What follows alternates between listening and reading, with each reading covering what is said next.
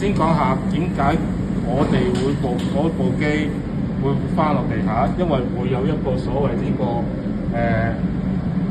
應該就叫做後備電源信號，係啦。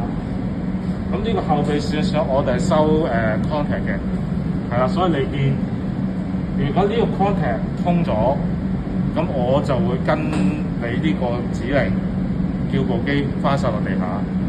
好啦，咁我個接線位就喺嗰邊嚟嘅，係啦。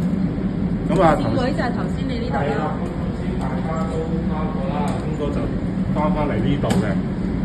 咁首先呢度有兩個線位有名嘅，叫 ESS 1、ESS 0。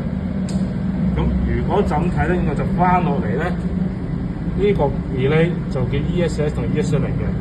理論上係咁嘅，如果睇 number 線。但係如果就咁驟眼睇咧，呢個 relay 係冇動作過嘅。咁但係而家通咗，咁有個問題嚟啦，究竟點解呢對線係咪唔係實際上唔係翻呢度咧？咁就唔知啦，因為我哋唔係呢個商嘅承辦商，可能要我哋跟。咁但係咁可以再卡多次，因為我都唔知幾時會再斷開，我唔知要等幾耐。1、2、3、4、6、7。咁而家都仲係通緊嘅，係啦。即係正常嚟講，係而家應該會跳數字㗎啦，嗰度。如果嗱，譬如而家離開咗咁樣嘅，如果我兩條線變埋咗，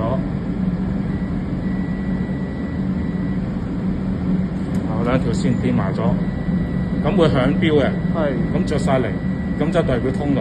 係。離開就唔通。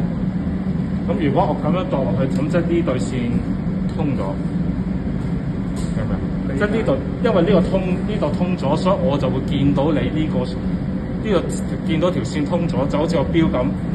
我見到你通咗，我咪識響咯。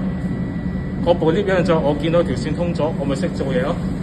係啦，其實個道理係咁嘅啫，冇其他特別嘢嘅，所以好簡單嘅。我純粹係暫時見到就係呢兩條線同呢兩個應該走落去呢一個 relay 度嘅。咁但係驟眼望落去咧，就唔係好覺得呢個 relay 有動作㗎，係啦。好。就驟眼唔見啦。